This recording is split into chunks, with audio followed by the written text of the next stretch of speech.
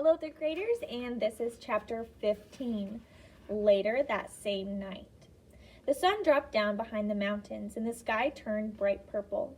They changed out of their sweaty clothes and were now in the dining room eating dinner.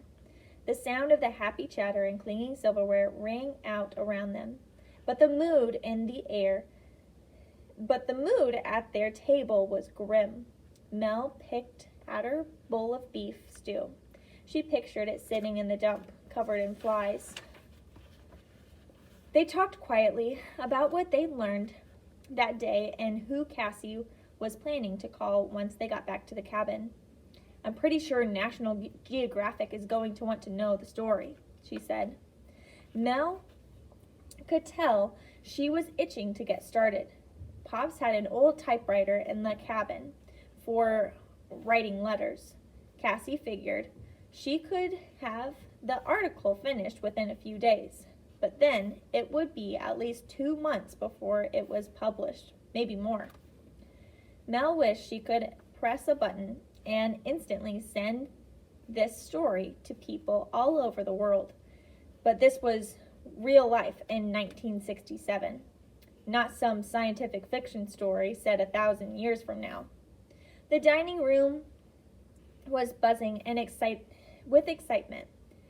There were about 30 people here, including a family with little kids.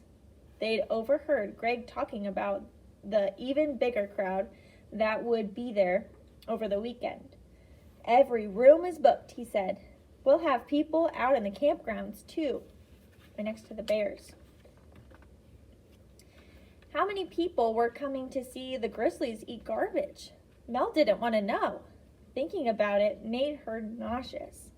Dinner was winding down. The waitress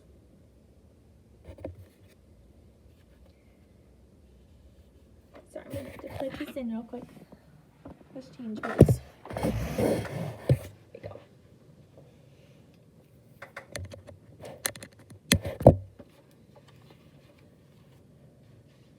Dinner was winding down. The waitress brought them all fat slices of chocolate cake, but none of them took a bite. A woman at the next table stood up. "It's time for a sing-along!" she exclaimed. People clapped and cheered. Steve turned to the man at the next table. "What's happening?" "It's Granite Park tradition," the man said.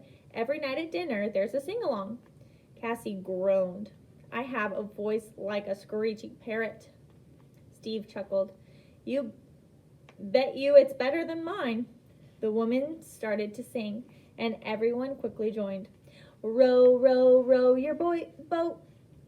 That song, the last time Mel had heard it, was the night in the car, the night of the accident. Mel broke out in a cold sweat. Her heart started to pound. She felt as if cold hands were gripping her throat. Everything around her disappeared. Her mind seemed to snap.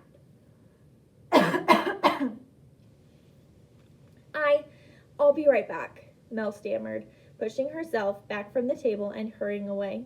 She rushed out the door and into the night. She wasn't thinking. She could barely see. She had no idea where she was going. She sprinted wildly through the darkness. She ran until the sound of the blood pounding in her ears was louder than the singing voices in her head. She collapsed into the grass, buried her face in her hands, and let out and tears came pouring out. Slowly, the spinning stopped.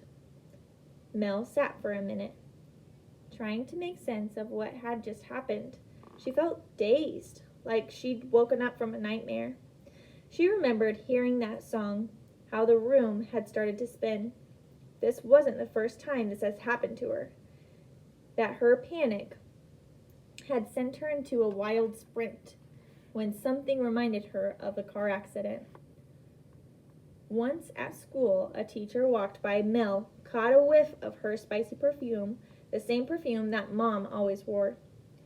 The next thing Mel knew, she was 1/4 of a mile from the school in the middle of a park. She had no idea how long she'd been there. Another time, she was at the supermarket with Dad. and she heard an ambulance scream by. It sounded like an ambulance that had taken Mom away after the crash.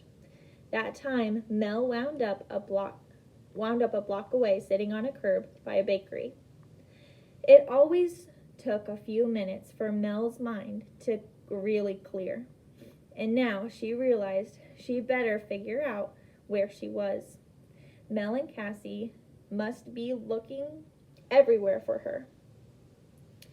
She was standing up when she heard something, a low, gut-twisting growl. Grrr. Mel rose and then slowly looked around. Suddenly, she knew exactly where the blind dash had taken her. She was in the back of the chalet, just a few yards from the garbage dump, and just ahead, glowing in the moonlight, was an enormous grizzly.